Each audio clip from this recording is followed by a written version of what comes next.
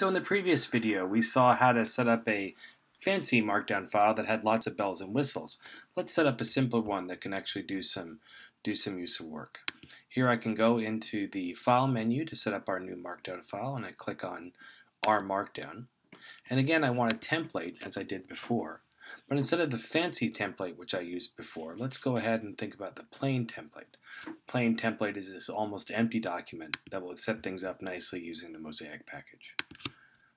First thing I probably want to do at this point is save my file.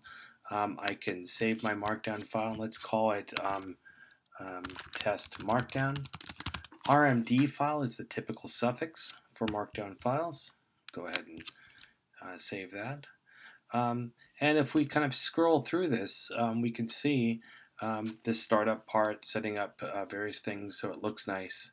It brings in the mosaic data. Now it says this, delete this sentence and enter your text here.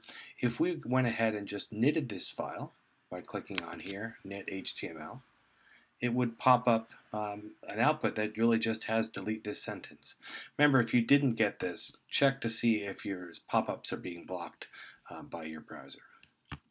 So the way things can be done in Markdown is we could delete this sentence and enter text. I can say this is the start of my analysis. And I can do something called insert a code chunk. By inserting a chunk, it will create the beginning of an R command and the end of an R command. And the first command we might want to type might be just a little calculation. What's 3 plus 4?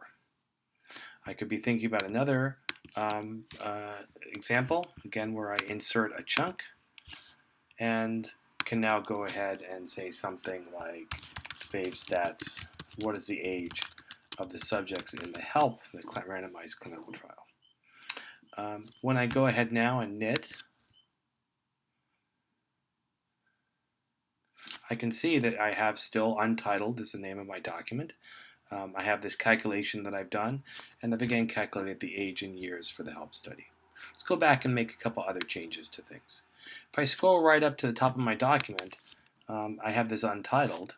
You know, this is a sample document, and this is a faculty member at Amherst College, and this is, start of the semester.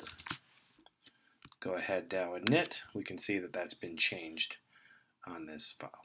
So the idea of the Markdown is it lets us go ahead and make these changes, proceed through with things. I can also go and, if I wanted to, I can run all of the chunks, all the code chunks in this file, which lets me work interactively. But eventually I want to come back to be able to run everything in RStudio using R Markdown, so it's all integrated in one fashion.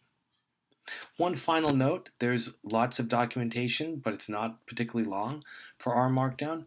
If we click on this, the question mark, it gives us two options. One is a short web page that talks about using R Markdown. If I click on this, it'll open up this new page.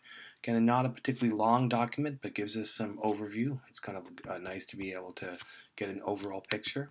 And then the second one is Markdown Quick Reference, which really is a pretty quick reference.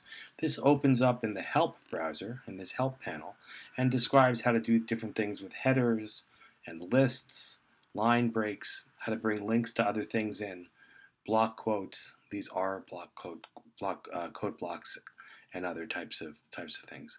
For the most part, you won't have to do things particularly fancy within this, but there is a lot of support to help make it easier for you.